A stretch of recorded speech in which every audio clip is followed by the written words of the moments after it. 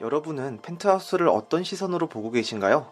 놀라운 반전과 과격한 감정 표출로 막장 드라마라고 이야기하는 경우들이 많지만 이야기를 자세히 들여다보면 펜트하우스는 상당히 완성도 높은 수작이라는 것을 알 수 있습니다.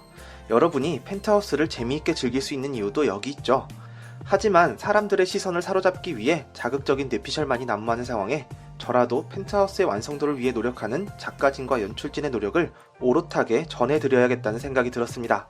그래서 채널명에 뇌피소설가를 걸었음에도 불구하고 이번 펜트하우스 리뷰는 뇌피소설을 최대한 자제하고 이미 나왔던 내용에 담겨진 의미들을 완전하게 전달해드리는 리뷰를 제작하기로 마음먹었습니다. 펜트하우스를 하나의 작품으로 바라보는 오롯한 리뷰 지금 시작합니다. 이번 사회에서 진분홍의 정체가 밝혀졌습니다. 오윤희와 접촉하여 로곤의 지시를 전달하는 모습이 나왔죠. 펜트하우스는 이 대화에서 또 재미있는 연출을 숨겨뒀는데요.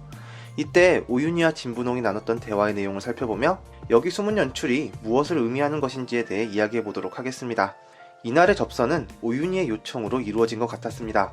진분홍은 로곤의 지시로 비밀리에 천서진의 집에 들어가 있는 것이기 때문에 오윤희와의 접촉은 최대한 피했어야 하죠.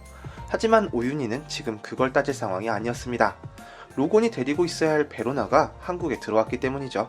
이 포인트는 지난 베로나가 돌아온 이유에서 잘 짚어드렸죠.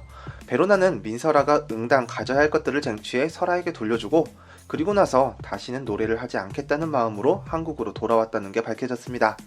아마 다른 이유라면 로건리가 베로나의 한국행을 도와주지 않았을 텐데 민설아를 위한 일이었기 때문에 로건도 로나의 뜻을 존중해줬던 것 같습니다.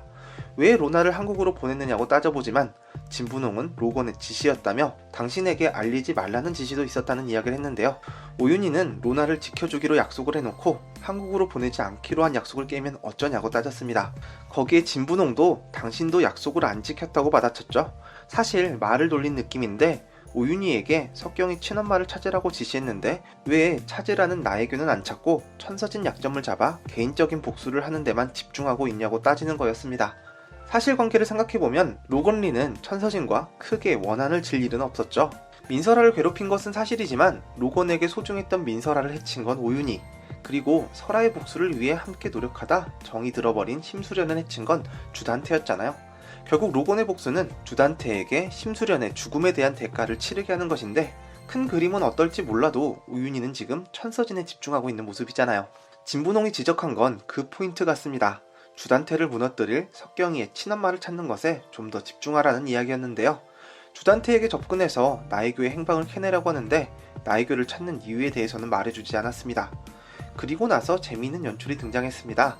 그림을 운반하는 사람이 쓱 지나가자 오윤희와 등을 맞대고 앉아있던 진분홍이 사라져버린 거죠.